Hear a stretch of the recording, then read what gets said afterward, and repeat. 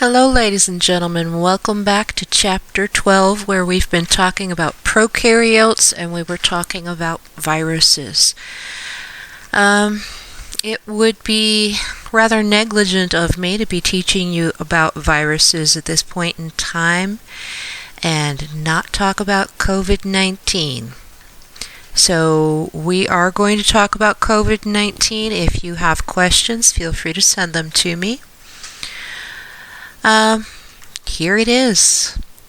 This is a computer animation based on a microscopic picture of COVID-19. What all those proteins mean is basically just a way of identifying this particular virus. Now, lots of times you have been hearing about COVID-19 as the coronavirus. The reality is it is not the coronavirus. It is a coronavirus. A coronavirus is actually a group of viruses. We talked about how they have all these different, types of ways of categorizing them, primarily being DNA, RNA, but also their appearance and shape and things like that. These have this crown-like appearance. If they have these things that stick up from them, and people, when they saw that, thought of a crown, and corona just means a crown. So it is just one of many different coronaviruses. It's not the coronavirus. In fact, it's not officially COVID-19. COVID-19 is the name of the disease caused by this particular virus, which has some other name. You may have heard of some of these. You have MERS, Middle East Respiratory Syndrome, SARS, Severe Acute Respiratory Syndrome. These tend to be very sensationalized because they are very deadly diseases and they make the news even if there's a relatively small outbreak. However, a common cold is also a coronavirus. So just because it's a coronavirus does not mean it's going to be causing some sort of serious thing, although COVID-19 is definitely serious. What you'll notice is all of these do tend to be respiratory, at least all the ones on this list. Now, one thing we need to make clear is that viruses, all viruses, are very specific about what they attack. They can't just go around infecting everything. If it's a plant virus, it can't affect a person. If it's a human virus, it can't infect a frog. Okay, there are some cross-species contamination, depending on how similar those species are in their bodies and in their chemistry. That's why you heard about things like swine flu that you get from pigs or bird flu that you get from birds. Okay, so there is some crossover depending on species. They are guessing that COVID-19 originally came from a bat. They are not sure at this point. There's some question about whether it was created or not. But it's a whole big controversy and we may never know. Now, some of you or your parents may be looking at maps similar to this. This one was a screenshot from today. And you can kind of look at the United States and you can see the areas that are more heavily affected. The larger the dot, the more infected. And of course, the more infected is where there's more people, large cities and things like that. You have areas where there are no dots in the United States because there are no people in the United States there. A lot of areas where there's desert or mountains and things like that. Or they're just not heavily populated. Okay? So, just if you're watching these maps and things, just Realize that we don't know the normal numbers of all of the things, so it's hard to tell how scared or anxious we should be about all of this, although obviously it's worse than the flu, or a common cold for that matter. Okay, now primarily, according to the Center of Disease Control, you may have heard the CDC, Center of Disease Control, primarily COVID-19 is thought to spread from person to person as the main way. Now, you're not going to catch it from somebody across the street. You're not going to catch it from somebody in their house. They have to be relatively close to you. And the closer you are, the more increased of risk you are, just like with a cold. You know, if you're 2 feet away from them, you're more likely to get it than if you're across the room. They believe that it is from these beautiful droplets, as you can see in the picture, that happen when somebody coughs, sneezes, or talks. Okay? Sneezes actually send it the farthest because they have the most force. This is why when you sneeze or cough, you should not be sneezing as this gentleman is. You should be covering. And we'll talk more about that when we talk about some prevention techniques. But you do want to keep some distance from each other. There has been recent information that you can actually spread COVID-19 or catch it from someone that doesn't have any symptoms. For a lot of people, COVID-19, they don't feel sick. You know, they might have a little throat tickle or something like that. But because they're so healthy and just because of the way their body responds to COVID-19, they don't really get sick. But they still can actually spread the virus. Okay, now person to person is the main way. Now the second most likely way is when you touch surfaces or things that have had COVID-19 put onto them by somebody that was sick. Now, just touching something with your hand is not going to get you sick. Your skin is a barrier. Viruses and bacteria and things cannot go through your hand. It's why your skin is there, is to protect you. The problem being is if you touch any of the openings on your mouth, nose, or eyes. Those are entrances into the body. And they are ways that the bacteria and things can get, in this case the virus, can get inside your body. So just make sure you're not touching your mouth, nose, or eyes. You can see from the picture, be careful when you're touching surfaces, decrease the amount of touching things in public areas. Now, you may wonder why there's a little X on the guy with the mask.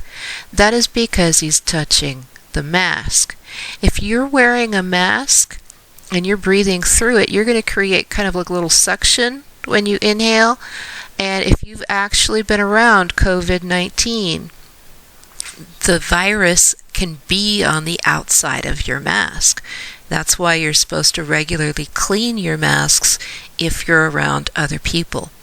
So definitely, as it shows, you want to wash your hands, you want to cover when you cough or sneeze, and I'm guessing just like me, you have discovered how many times you cough and sneeze that you never even paid attention to before, and how often everybody else does. You know, go to the grocery store, somebody coughs, and you feel like you need a duck and cover sometimes.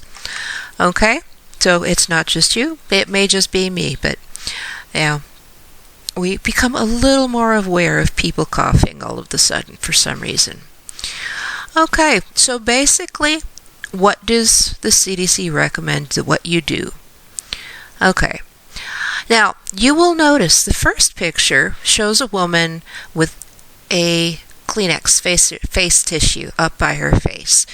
She is actually showing the recommended way to cough or to sneeze, because if you cough or sneeze into your elbow, that still is really good because it's not spreading it. but you now have COVID-19 on your elbow. So they actually recommend that you keep tissues with you, or a cloth or something like that, preferably tissues, and that when you cough or sneeze into it, you throw it away and clean your hands. So that way you're not keeping the virus, whether it's a cold or COVID, you're not keeping it on you. Okay? Ideally. But better than nothing would be in your elbow. Don't use your hands. Okay. The mask is also a recommendation because you don't know if you're sick. Again, you might be infected and not realize it. You may have people around you that are infected and don't realize it. It's a way to keep the disease from spreading from person to person. They are recommending not to use the N95 masks. Those are the ones that look like they're from Home Depot. And they might be, or Lowe's or whatever. The ones that you see the hospital people wear, because they don't want people to go and buy all of them. They want the hospital and medical staff to have access to them. Okay?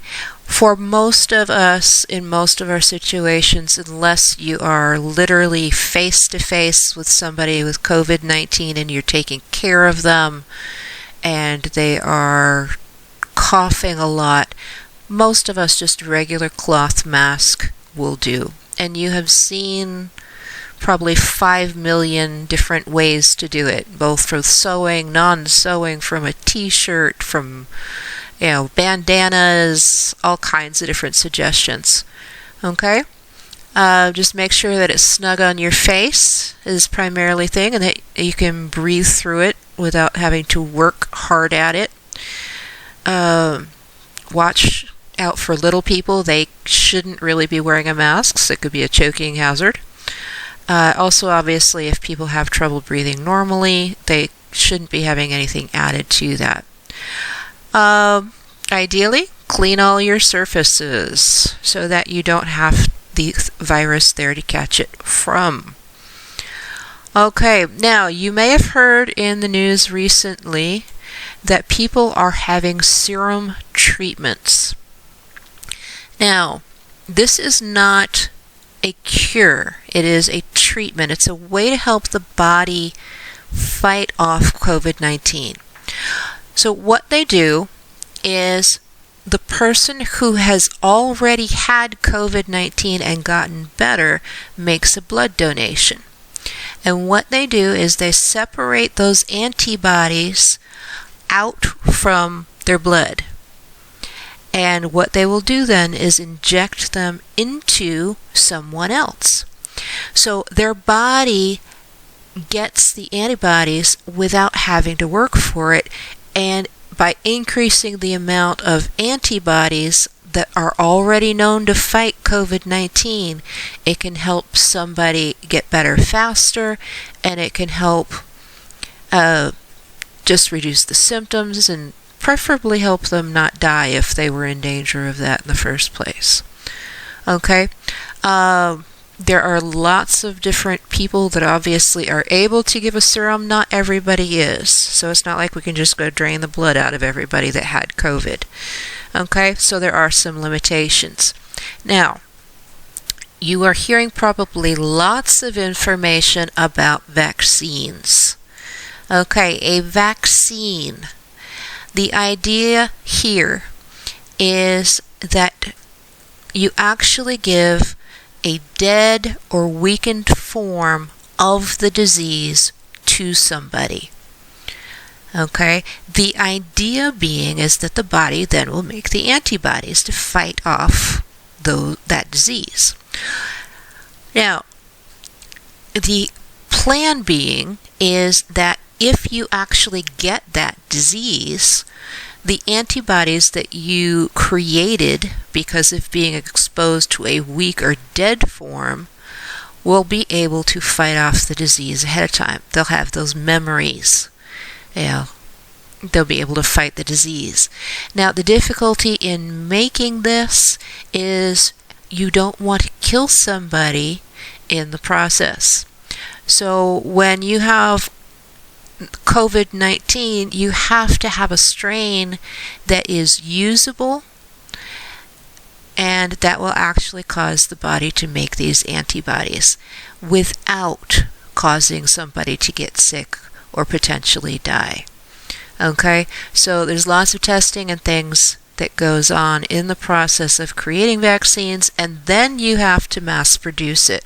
And remember, a vaccine is not a cure, it's a preventative.